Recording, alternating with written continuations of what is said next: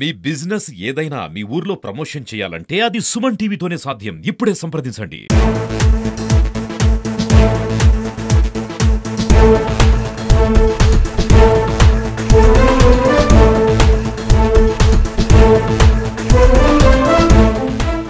కడప జిల్లా ప్రొద్దుటూరులో దారుణ సంఘటన జరిగింది.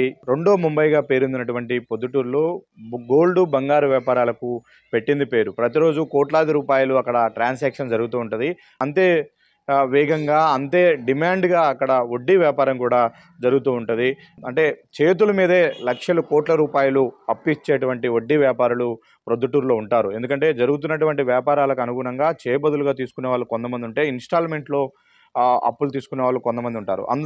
ఆ డిమాండ్‌ని బట్టి అక్కడ ఎక్కువ మంది వడ్డీ వ్యాపారం చేయడానికి చాలామంది కూడా ఇంట్రెస్ట్ చూపిస్తూ ఉంటారు. అలాంటి ఒక వడ్డీ వ్యాపారిని అత్యంత దారుణంగా నడి రోడ్డు పైన హత్య చేసినటువంటి సంఘటన ప్రొద్దుటూరులో జరిగింది. దీంతో అక్కడున్నటువంటి వ్యాపార వర్గాల్లో ఒక కొత్త కలవరం మొదలైంది. ఒక్కసారిగా ప్రొద్దుటూరు ఉలికిపాటుకు గురైంది. కోరుమామిలకు చెందినటువంటి కొండ వేణుగోపాల్ రెడ్డి కొంతకాలంగా ప్రొద్దుటూరులో నివాసం ఉంటున్నారు. ఆయనకు భార్య, కొడుకు, కూతురు ఉన్నారు. అయితే పూర్తిగా తన ప్రొఫెషను వడ్డీ వ్యాపారం. వడ్డీకి డబ్బులిచ్చి ఆ వడ్డీ రూపంలో రాబట్టుకుంటూ ఉంటారు. అయితే డబ్బులిచ్చిన వాళ్ళు చాలా కాలంగా తిరిగి ఇవ్వకపోవడంతో వాళ్ళందరి నుంచి ఏదో ఒక రూపంలో తిరిగి తన డబ్బులు రాబట్టుకోవాలన్న ఉద్దేశంతో అందరితో కూడా వాగ్వాదం జరుగుతుంది. గత కొద్ది రోజులుగా కొంతమందితో ఆయనకు గొడవలు జరుగుతున్నాయి. ఈ నేపథ్యంలోనే కొంతమంది వ్యక్తులు కాపు కాసి ఆయనకు ఇంటి సమీపంలో, అంటే ప్రొద్దుటూరులోని బొల్లవరం దగ్గర ఉంటాడు. ఇంటి నుంచి బయటికెళ్ళినటువంటి అతన్ని సాయంత్రం, అంటే 19వ తేదీ సాయంత్రం ఇంటికి తిరిగి వస్తున్న సమయంలో కాపు కాసి కొంతమంది ఆయన బైకును అడ్డగించారు.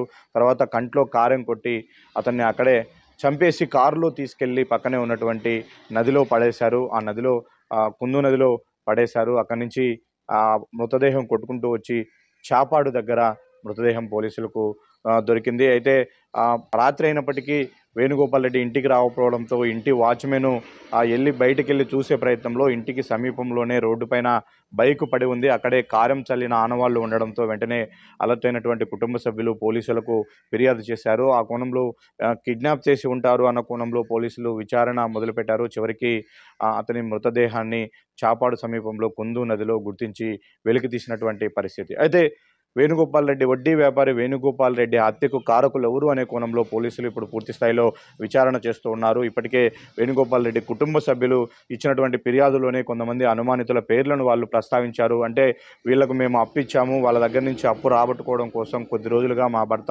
ఎక్కువ టెన్షన్ పడుతూ ఉన్నాడు, వాళ్ళతో గొడవలు పడుతూ ఉన్నాడు అని ఆ విషయాలను ఇంట్లో కూడా డిస్కస్ చేసేవాడు అంటూ వేణుగోపాల్ రెడ్డి భార్య ఇచ్చినటువంటి ఫిర్యాదులో కొంతమంది అనుమానితులను పొందుపరిచారు. అయితే ఆ అనుమానితులందరూ కూడా హత్య జరిగిన రోజు నుంచి వాళ్ళ సెల్ ఫోన్స్ పనిచేయట్లేదు, వాళ్ళు లోకల్లో అందుబాటులో లేకపోవడంతో వాళ్ళ మీదే అనుమానాలు కలుగుతూ ఉన్నాయి.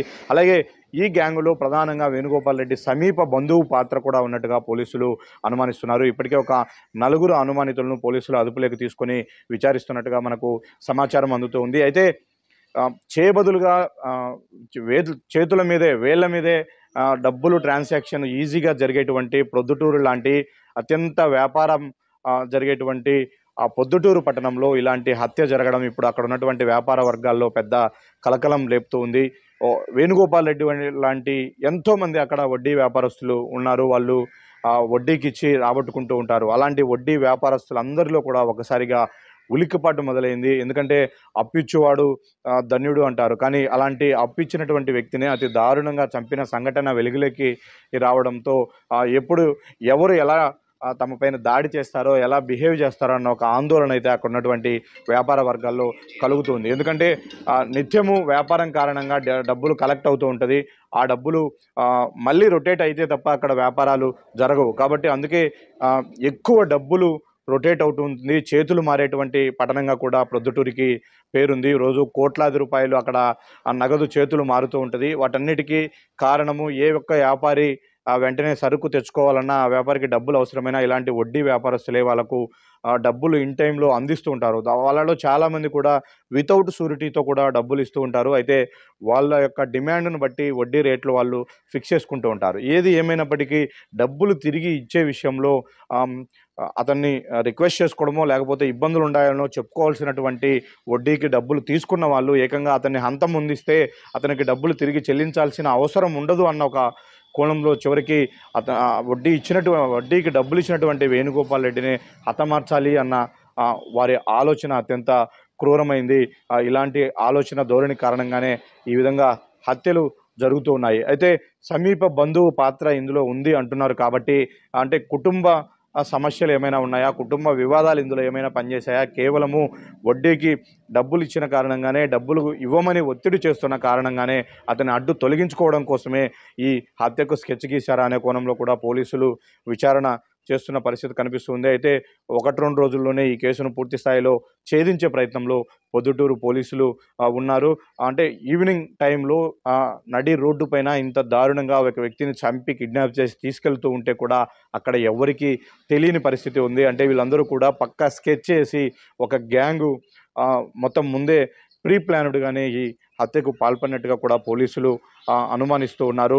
అయితే రెండో ముంబైగా పేరొందినటువంటి ప్రొద్దుటూరులో ప్రతిరోజు కూడా బంగారము బట్టల వ్యాపారము కోట్ల రూపాయల్లో జరుగుతూ ఉంటుంది.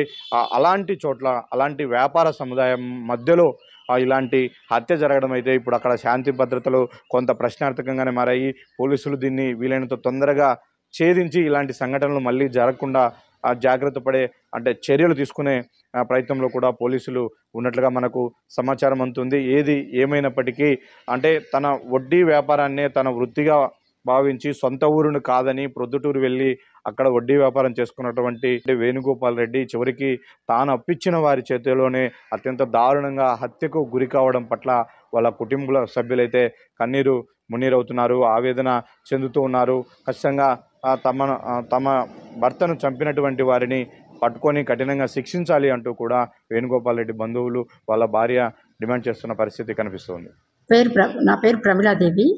నా భర్త పేరు కె వేణుగోపాల్ రెడ్డి. నిన్న సాయంత్రం 6 గంటలకు మా ఆయన బయటకు వెళ్ళినాడు. రాత్రి 8:50కి మేము ఫోన్ చేసినాము, ఇంకా ఇంటికి రాలేదని. ఫోన్ చేస్తే ఫోను ఆన్సర్ చేయలేదు.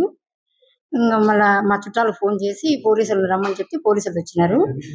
పోలీసులు రాకముందు మా వాచ్మెన్ చూసి రమ్మన్నాము. ఫోన్ ఆన్ కాలేదు, చూసి రాపని చెప్తే ఇక్కడే ఆర్చి దగ్గర స్కూటర్ పడిపోయి చెప్పులు పడిపోయినాయి, తీసుకొచ్చినారు. కంట్లో కారపొడి చల్లి తీసుకుపోయినారంట.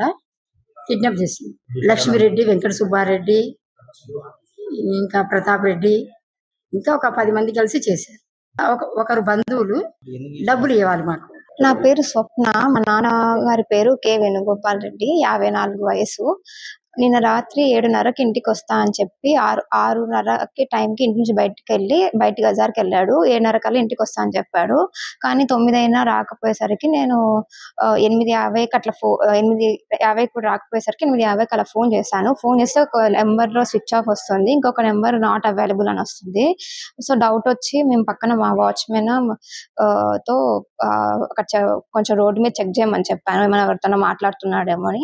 కొంచెం అలా వెళ్తానే 8:45 ఆ టైంలో నాన్న స్కూటీ చెప్పులు అక్కడ దొరికాయి.